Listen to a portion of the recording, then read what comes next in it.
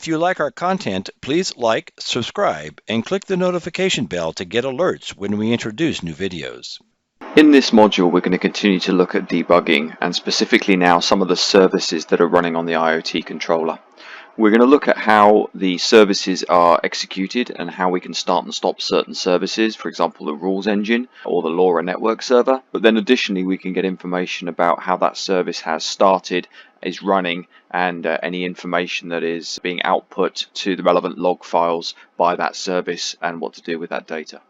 So within our IoT controller, we have a range of services that are running in the background and providing all of the core functionality of the IoT controller. These services are all accessed through the administration tab on the dashboard and the services overview. So you can see within the IoT controller a number of core fundamental services that are running, for example the rules engine, the publication server, which is handling the messages from the IoT gateways running on the access points back to the IoT controller.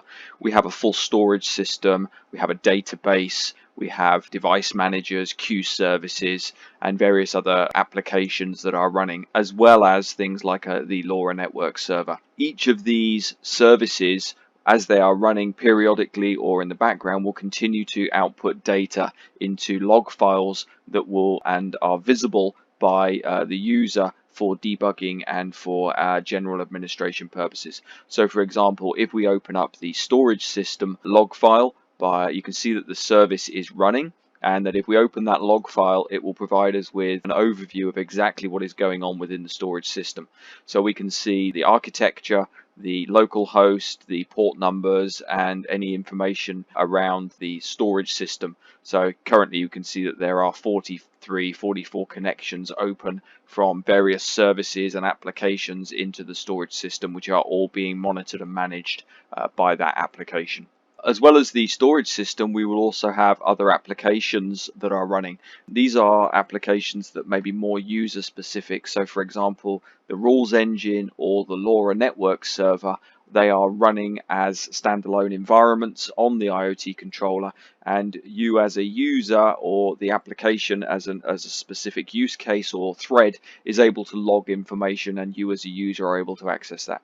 So for example, if we open the LoRa network server, which is running in this IoT controller, it has a log file that we're able to open and view. So we can see all of the information about that LoRa network server, including the IP address, any initialization that has happened within the system, and any devices or messages or errors or threads that are coming from the application are logged into this log file, which allows us to monitor and debug any issues that we're seeing. So here, for example, we can see that we have a session that has opened, when it was opened, the user ID, and any information about that specific application or data thread going on within the LoRa network server. Additionally, we have things like the rules engine. Now, the rules engine running within the IoT controller actually runs in a contained environment, but the user quite often for debugging and for general application development might want to log information out into the log file.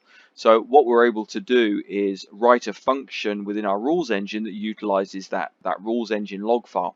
So for example, if we open our rules engine and our configuration tab, we can develop a small flow here where when we inject the flow, it will actually output data. So we're able to output to the log file by using the node.log.